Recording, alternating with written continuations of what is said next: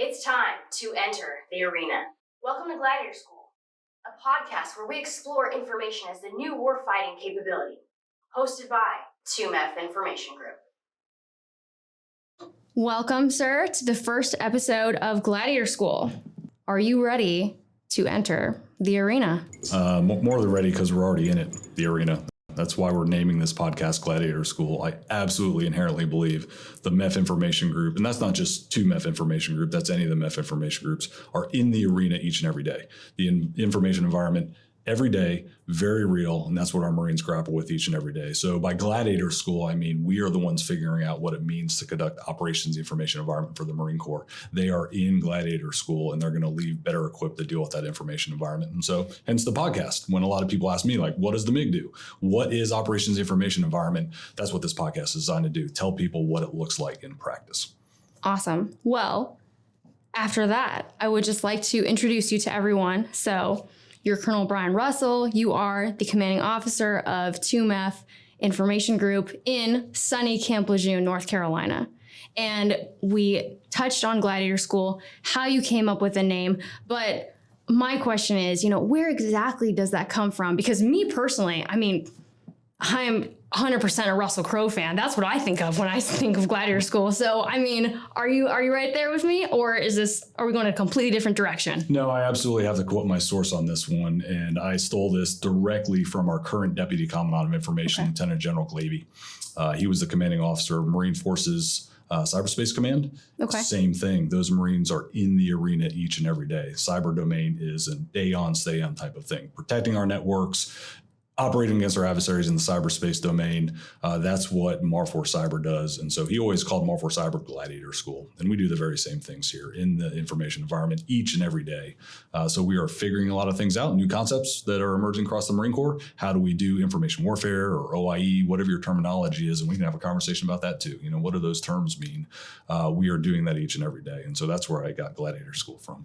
Awesome. So basically adapting in the arena as times progress, whether it be, attire, it could be things that the gladiators were wearing, anything like that. I'm just trying to draw those analogies and make it a visual sort of imagery for the audience. I think it absolutely is in the arena. Each and every day is what I have in mind. When our Marines check in for work, so to speak, mm-hmm. or they forward deploy, they're going right into that battle arena. And really it relates to things we might even talk about in this podcast, what I call the OIE truths. OIE truth number 5 is everybody fights. Whether you realize it or not, or like it or not, you are in the information environment every day. And so you need to be equipped for that. And that's one of our jobs as the MEF Information Group, is to prepare this MEF for that reality of being in the information environment each and every day. Awesome. Perfect. Well, thank you for sharing that with us. So we're here today. We've got the sign up, the table's here. We carved it out last night.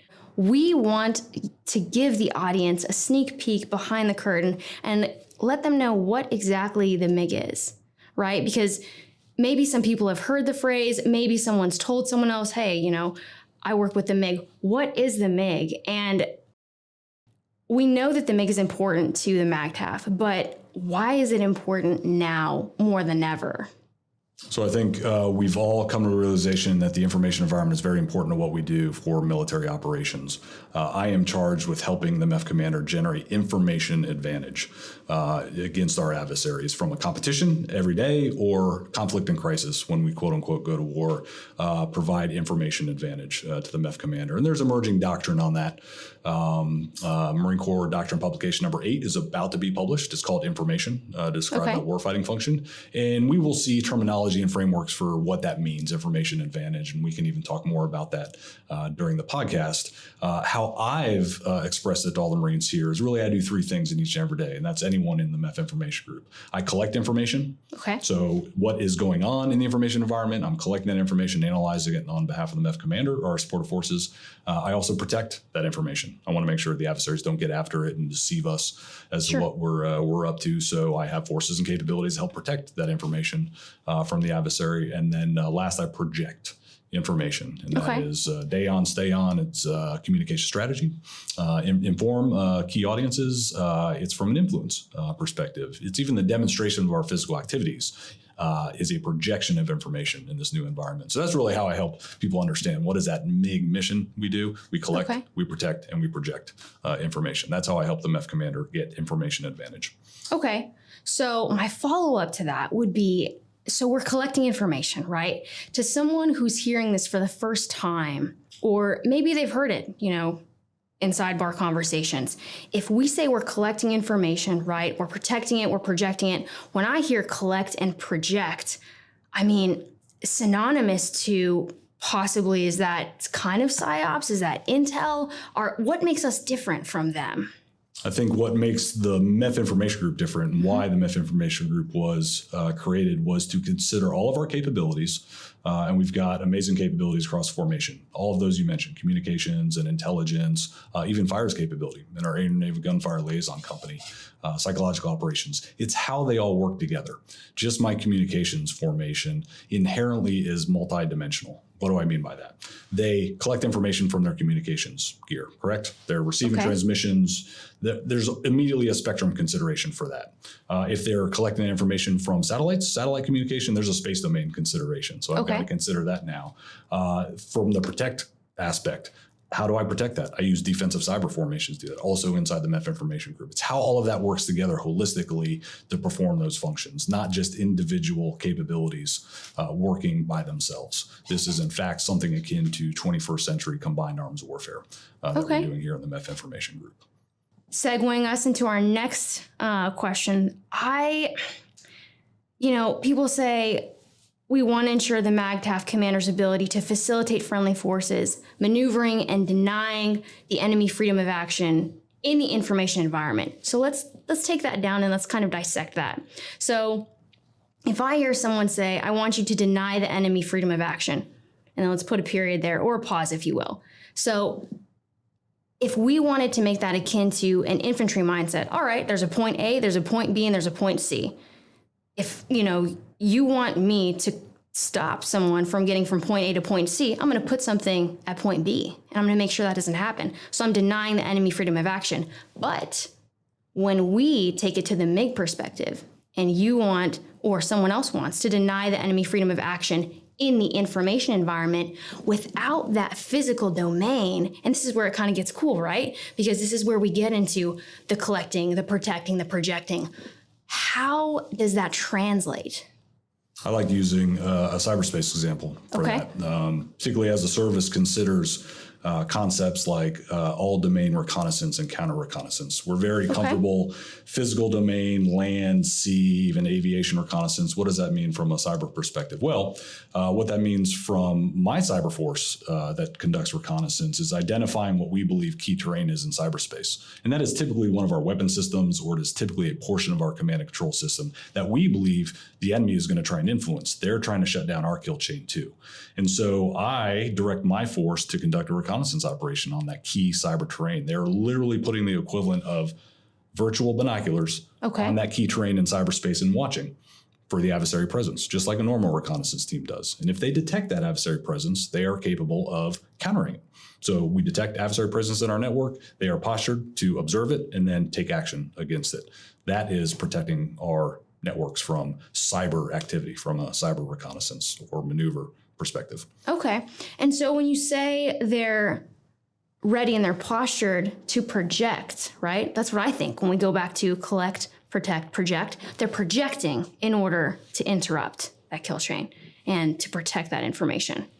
Is that fair? It is fair, but it speaks to the nature of this 21st century fight we're in. It may not just be my organic capability that's doing the projecting, but my ability as a MEF Information Group to link with joint assets and capabilities that can shoot back against the cyber adversary. That's another piece of the MEF Information Group, is linking the MEF to joint and allied partners that have a capability and the authorities to act against those adversaries as well. So we might pick it up initially, but then flip it to someone else to take some action on. That's that mosaic kind of kill web we're trying to build here for this 21st century combined arms fight. So it's not just organic Marine capabilities. And I think it fits perfectly within where the Commandant is thinking of us as a joint enabling force as well.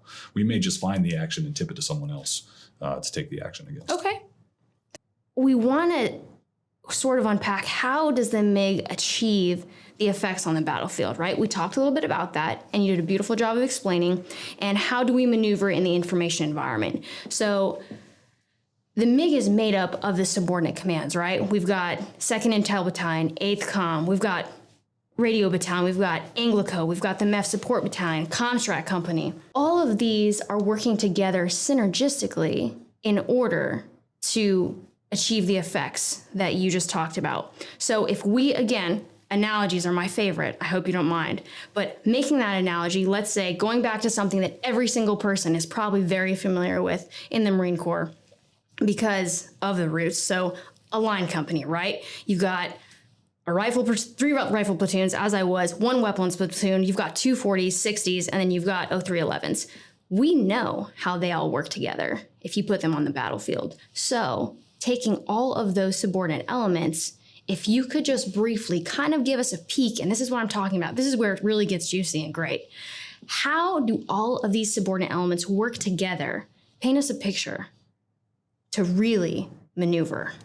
Okay, you hit on the key piece of this. It's task organizing these capabilities to produce an outcome on behalf of the MEF commander or our naval or allied partners. That's absolutely what we do as a MEF information group. What I'll use is Air Naval Gunfire Liaison Company. Okay. And I'll give you an example of how we task organize them from something that is well known in the Marine Corps, fires, the kinetic fires. So they are known for providing allies and partners with kinetic fires from the Marine Air Ground Task Force, aviation, naval gunfire, when appropriate. So what we've done here in II MIG is task organize around the standing construct of a firepower control team, additional capabilities from the MEF information group to collect, protect, and project information. So from the project information, let's put a Comstrat team with that firepower control team. So not only are they, engaging kinetically, but they're engaging non-kinetically too on the target system or the key audience with that. Collecting information. I can put a signals intelligence or electronic warfare team from 2nd Radio Battalion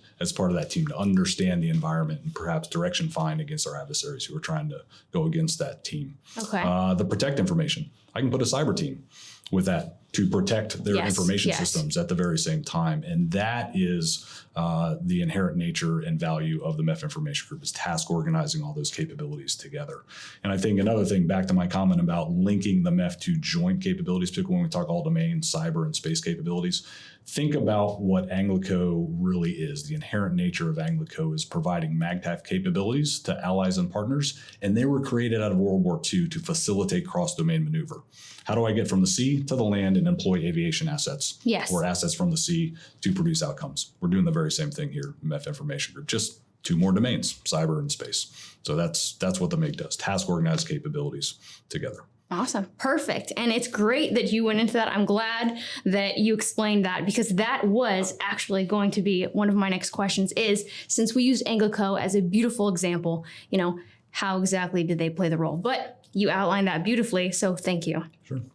Now, as far as the MIG in the grand scheme of things, I'd also like to paint a picture for the audience. So we all know, like, a MEF traditionally feeds the MAGTF, right? So what does the MIG feed? Is that a strange way to phrase that? Yes. All right.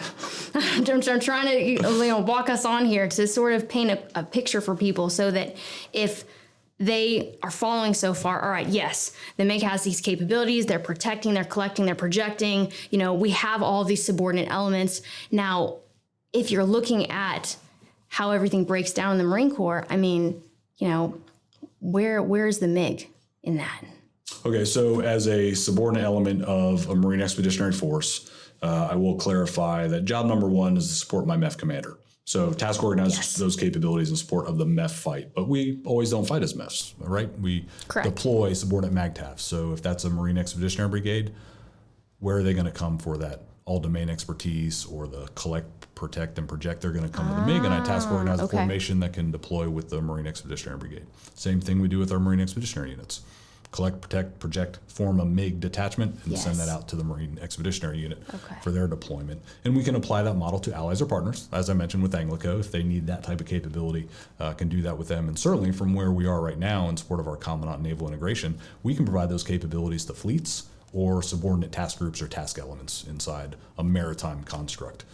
Things that the Navy lacks from a capability perspective. We can provide that as well. So inherently flexible as an organization. And we're good at it. It just comes down to prioritization and mission analysis, and then I advise the MEF commander, and he decides, where he applies the resource in the MEF information group. Perfect. the epitome of Semper Gumby, if you will, Sure. right? 100%. So now, this is something that's kind of near and dear to my heart, especially as, a Comstrat officer. I mean, Comstrat is the main effort. Everyone's heard that, right? I remember when I was in TBS and we had our XO, she was a Comstrat officer, and she would say that all the time. And it started as a running joke, right? Because you have all the MOSs, they're being delegated, but then when you're actually in this field and even in training, you start to see it coming together, because it may be a joke at first, but people see as they go on that they need to come to experts for guidance so they can figure out, how do I put out this messaging? When we talk about that projecting, right? And then on the front end of that, the collecting, what do I need in order to create that messaging? And what's the audience doing on the other side? Or what is my adversary doing on the other side? Because those two are equally as important, right? Your adversary and your audience. Because, I mean, when you're in a foreign environment, those two are equally as important. If you can tap into one, you can tap into the other. So I say all of this because I want us to talk about how we see the role of Comstrat and public affairs informing and adapting to the 21st century combined arms environment. And on that note, what is that? Okay, so let me start with some baselining, and I'll go back to OIE truths. Perfect. Yes. To explain one, anyway, of the first 5, I've actually got another list of 5 in draft mode. And Wow. Well, I think I forgot a very important one. It probably should be OIE truth number 1. Okay. And it's all about the story, or it's all about the narrative. And you can see that in some of our emerging doctrine, the importance of establishing a command narrative, a mission narrative for what you're doing. And what I mean by that is what you live out. And I truly mean live out, not just like, hey, what we're going to tell in a press release or tweet out. You're living the message. And we know this. This is something Marines have done very, very well. If you think back to General Mattis and our time in Iraq, what was his command narrative? No better friend, no worse enemy. Yes. Right? It was just, and we all live that, and that was the mission to do. So anyway, it's all about the story. It's all about the narrative. And because of that, Comstrat becomes very, very important, because every day you are doing something to demonstrate living out the story or telling the story. And so part of that OIE truth I've said about quantity is a quality all its own in this information environment. Yes. I mean, in fact, that the best thing we can do to counter disinformation, misinformation, or adversary attempts to mislead us from a personal perspective or a mission perspective is to get our story out all the time. Get ahead of all of those cycles. And you can see that today in Ukraine, and I'll steal from P.W. Singer how he described how the U.S., NATO helped support Ukraine to deal with the Russian incursion. He used a phrase called pre-bunking. Okay. We actually got the story out, and that's what we see in Ukraine right now. The ultimate, OIE or information perspective on Ukraine is we are doing exactly everything we said we would do from a Ukraine defense and NATO support and U.S. support. Russia is doing everything it said it wouldn't do. It said it was not going to invade. It was just doing force posturing on the other side of the border, and we pre-bunked that. The U.S. government, NATO allies came out and said, nope, you're here to invade, and sure enough, that's bearing out. And that's what I mean about getting the proactive story out ahead of time. Now, down at the tactical level, where do I think we need to be? Ukraine is informative. The actual weapons engagement for a lot of what you see in Ukraine is actually considering how I take literally the photographic or video evidence of shooting down a Russian helicopter or destroying a Russian tank and getting that out to a specific audience that is nowhere around the battlefield. The audience they're trying to communicate to are NATO, U.S., please continue to supply us with these weapons. I am demonstrating they're being effective on the battlefield. And that's a very different battlefield geometry that leaders need to consider nowadays. And we need the ability for our Comstrat professionals, even the Marines down on the ground, to act exactly at that speed. Take the photo and get it out after the action that demonstrates the story. And that's what I mean about the importance of Comstrat being a main effort for everything we do. Okay. Awesome. Well, I'm glad you shared that, because it's something, as I said earlier, it's heard across the nation as far as, people in our field. Because I tell you, the first time I heard it, I thought, oh, like I said, it's a joke right now, because they'd say it tongue in cheek. But everyone knows it. It's synonymous with Comstrat. And I mean, I'm sure it's been here long before we got here, but it'll be here long before we leave, as far as, sort of this mission this underlying statement. So thank you for weighing in on that.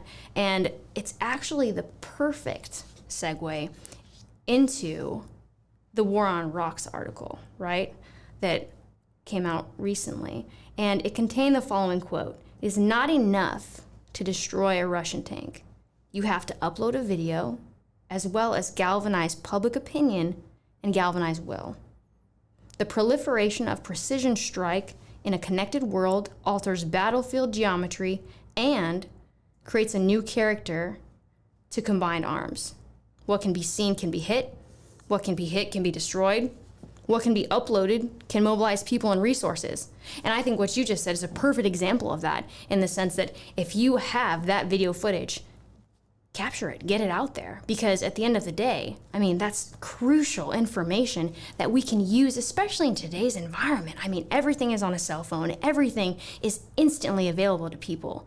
I mean, you blink your eyes and boom, it's up, it's there. So, I mean, what are your thoughts on that? I think it demonstrates the value of where we're going as a service as it relates to force design, being able to operate in a more distributed fashion, but yet still provide value to the joint force in terms of closing the kill chains and leveraging elements that aren't geographically located together. They're pretty widely dispersed. There are things we are doing today now from the continental United States in support of current conflict operations.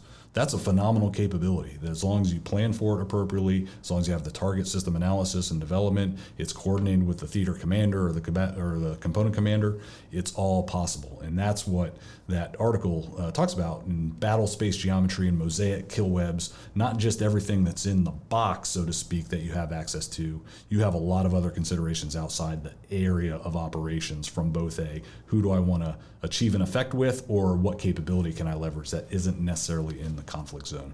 And that's, again, for training, education, certainly something the Marine Corps needs to incorporate and adopt. But again, get back to Gladiator School, and right. the MEF Information Group is experimenting with that or putting those things into practice right now. That's why we're having this podcast, to talk about how those things can happen and how we're moving out in support of force design and supporting those allies and partners like we are.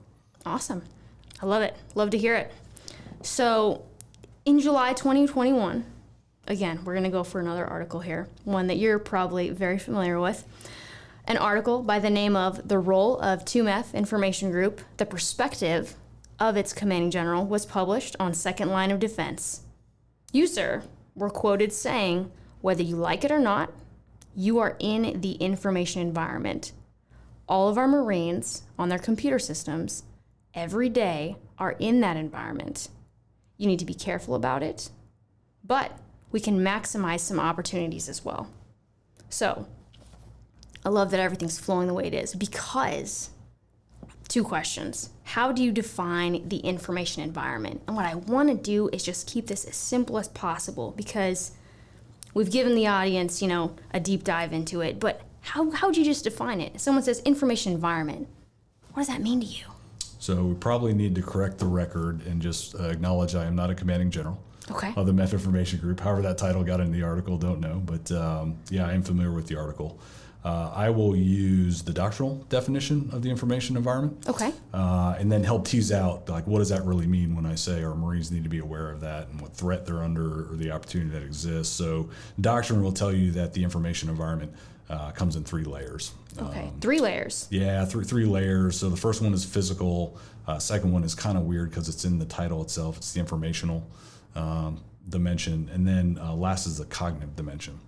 And so here's what our adversaries are trying to do to us. And I certainly would recommend, became kind of mandatory viewing here in the MEF Information Group, the social dilemma on Netflix documentary. Yes. About social media platforms. Yes. Yeah, absolutely mandatory viewing, I think, for all of our Marines. So what do I mean by this information environment and why our Marines are under some form of threat?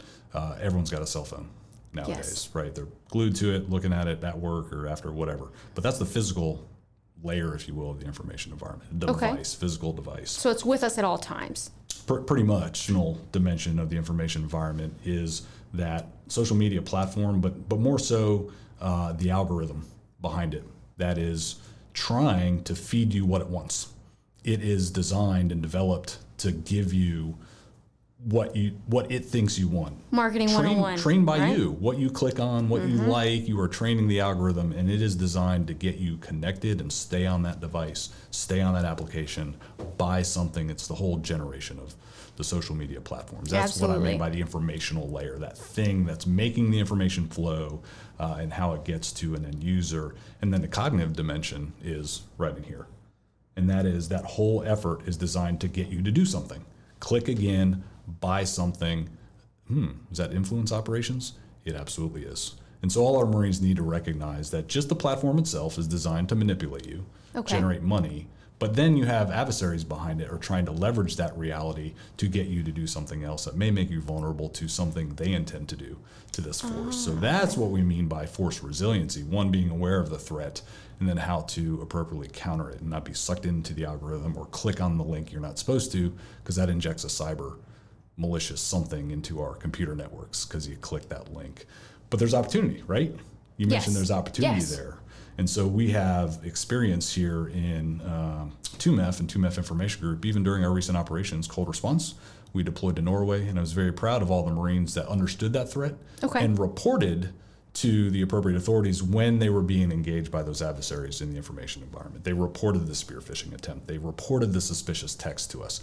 That's a collection opportunity. Every Marine a collector. So we were building information about our adversaries just from that engagement in the information environment or cyberspace, whatever it was. So that was an opportunity to understand more about the adversary, but also there's further opportunities. Okay. They're engaging with us. We can just keep watching and engaging with them to understand more, kind of bring them in and build our own trap for them. Cyber folks are very familiar with the term honeypot. Okay. Creating basically a false network that the adversary thinks is a real network and is inside the real network, and we just start feeding them false information that they take back and they just waste their time. Okay. They think they have our battle plan, but they don't. And they're taking time to analyze it and maybe reacting to that fake battle plan that puts us in a position of advantage. Okay. That's the opportunity in the space.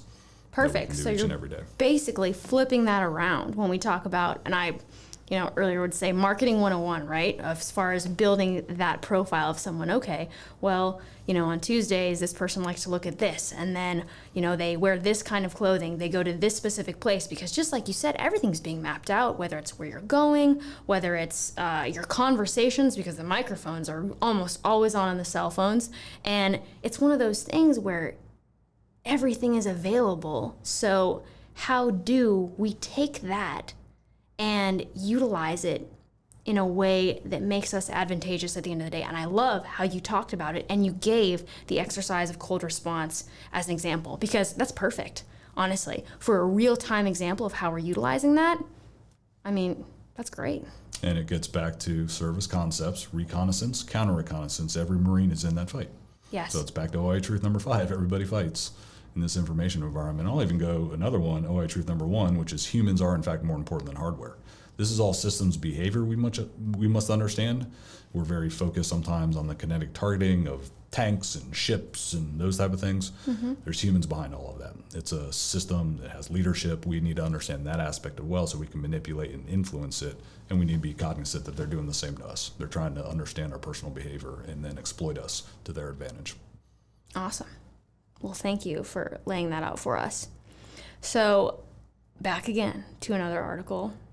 In April of 2021, you published an article titled The 5 OIE Truths over the last year. And, you read those and you wonder, are these set in stone? Are they concrete? Are they changing? Have any of them changed for you? I mean, if so, how? How have they changed? Why have they changed? Do you anticipate more change? So I've hinted at the fact there are more probably coming as soon as I can find time to write that article. All current 5, absolutely 100% still true. Okay. I find that in each and everything we do, I find at least one, if not more of them, bear out. In terms of, I've already mentioned some. One is called OIE requires agility across authorities. That's back to that mosaic kill web conversation we had. I may not have the authority or the capability to take action against something, but one of my allies or partners does. And so I'm just going to leverage them if we're all working together to achieve an outcome on the battlefield. And again, those cold response examples are valid. Either working with the Norwegians or working with other cyber forces in theater absolutely bore out during cold response. Our support to the HMS Queen Elizabeth Global Carrier Strike Group deployment, so the UK's first Carrier Strike Group global deployment in decades, we supported that. Okay. From II MEF Information Group. But that was a UK-led operation. We were generally leveraging their authorities and their capabilities. We were just providing support to it, to do it. And we did that with another MEF Information Group. We did it with II MIG out in Okinawa. So as the Queen Elizabeth went to Indo-PACOM, hand over to II MIG, and they helped the UK partner. So that global agility and authorities that has absolutely borne out while we're here. I've already mentioned it's all about the story, that next set of OI truths. I'll mention one more. And it's really hard to replicate an information environment from a training perspective. Think about recreating society. Think about recreating the cyber layer of a target system. Think about recreating Facebook or Twitter to train in. So that's, again, why are we doing Gladiator School podcast? Our Marines are operating in a very real environment all the time, and we're learning from that. And so one of the best experiences we have is doing this for real, because some of our training system support just isn't as robust to give us a real workout and really tease out the concepts, tease out the approaches we want to take. So that's another OI truth we just have to live with for a while, I think. But it's applying it for real and taking as many lessons as we can every time we operate for real, and then feeding that back into our own SOPs or to the service for this learning. And so hence Gladiator School again. Awesome. And I think it's good that you talked about agility in its, purest form, being that if we can't do it, someone else, we can definitely kind of like tag team, hey, help us out with this, because we have the capability. We just need to make sure that someone else is there when we need to hand that ball off. You guys are more, able, whether it be your location, whether it be, the capabilities you have at the time, but it's something that is widely understood. And I think that's important here to see how it all plays out and how everything works together. Absolutely. So the MIG, right? Here we are, front and center right now, and you've been here, sir, for a while. So what makes us unique? What makes us unique? Because we talked earlier about, we talked about collecting, protecting, projecting. How is that different from Intel, PSYOP? So we've got that, but what makes us unique? How are we different? Are we different? And in what way? So I think we do have very specific expertise inside the command. When you think about psychological operations, the only operational capability that exists in the Marine Corps is largely in the MEF information groups, employing that capability each and every day. Cyber expertise, there's certainly an amazing amount of cyber talent in Marfor Cyber and in the Cyber Mission Force, but doesn't work for the Marine Corps. The only other, active cyber force inside the Marine Corps is out here in the MEF information group. So, oh wow, really? Yeah, we have cyber capability and cyber expertise that the MEF relies upon to protect that information or our relationships with the Joint Force to project cyber information. And we'll see the same things from a space perspective as we build those capabilities out. So I think I want to be very clear that the MEF information group is not the solution to the MAGTAF's OIE requirements. That is a MAGTAF problem to solve and to address through planning and operations. It's a MAGTAF effort to go after, but we do provide a lot of those unique capabilities to help that MAGTAF close its kill chain from the communications, intelligence, specialized expertise, and then really some of the other domain expertise that it only resides in the MEF information group. That's what makes us unique, and putting that all together and the constructs to do it. I think we're figuring those things out in the Gladiator School that is the MEF information group, and then extending that out to the MEF as we learn how we do this. Okay, awesome. So if we had to, again, make another analogy, would you agree that the MIG is essentially, if I'm an artist and I enjoy using a plethora of different Sharpies, right? You've got your base one, that's the one we use every single day. You've got the thick chisel tip, and then you've got the fine point. We are the fine point. You bring us in when you have a specific issue, doesn't even have to be an issue, but something accomplished, and you say, hey, we don't have what we need right now. Bring in the fine point. Is that fair? If I follow that analogy, I think we probably have more fine point in addition to some other, how however you would label that. Broader you know, brushstrokes. Broader brushstrokes that we're all familiar with. Communications capability, intelligence capability. It's how we're applying those from an art perspective together with more fine points. Excellent. Together. That's where we are. To create in the MEF information group. the piece of artwork at the end of the day. Maybe Yes. the term mosaic Or kill mosaic. web is Perfect, appropriate, yes. right? Right. Combined arms is a mosaic type of Yes. artistry, and there's a lot of science behind it too. When you talk about what's unique about the MEF information group, some of those disciplines like cyber and space require some very technical proficiency to apply correctly. Naturally. You know, those are very, from an authorities and permissions perspective, held at some high levels. There's probably a reason I work for a 3-star commander. You know, Maybe. he's going to sign off on that con-op, so to speak. Well, that has to be informed by technical expertise to make sure it works well, and the MEF commander can trust us to apply that, you know, and achieve the outcome he's looking for. Perfect. Awesome. So, just to kind of give people an idea on the map, how many MIGs are there and what are their locations? Each MEF has a MEF information group. So here, Camp Lejeune, North Carolina, like you said at the beginning, I work for II MEF and my MEF commander, and then each of the other MEFs in Camp Pendleton and in Okinawa have a MEF information group working for them. Awesome. Well, sir, I mean, this has been absolutely illuminating. I think that people can really listen to this and say, okay, I have a better idea now of what we're actually talking about, because this is important. It's important that we walk people onto exactly what it is they're hearing, what it is they're seeing, what it is, you know, is being conceptualized behind the curtain, because it is important. And in today's age, just as we talked about earlier, everyone has a phone, everyone has that technological capability. Well, we are utilizing it in real time, and I'm so happy that we have had you on today to kind of unpack that for us. Is there anything you'd like to leave us with? Any thoughts, any saved rounds, anything that, you know, has just been simmering away up there? Yeah, absolutely do. And it's what is not unique about the MEF information group. And that is the fact is that we are comprised of incredibly talented and brilliant Marines who are aggressive, who read MCDB-1 in a bias for action and just get after it. And that's just is what a wonderful opportunity to command an organization like this for a couple years. But again, that's why we're doing Gladiator School. We're going to bring those Marines on. We're going to bring those incredibly talented Marines and help describe how they do it. You know, what does operations information environment mean from a practitioner perspective? So my job here is to point the ship in a direction and let all these brilliant Marines figure it out. And then we're going to share those lessons in Gladiator School here. I'm glad we have the opportunity to do it because they are brilliant. Rosser. That's all we have for you guys today. Thank you for joining us for another episode of Gladiator School. Make sure to follow, like, and subscribe on Facebook, Instagram, and Twitter.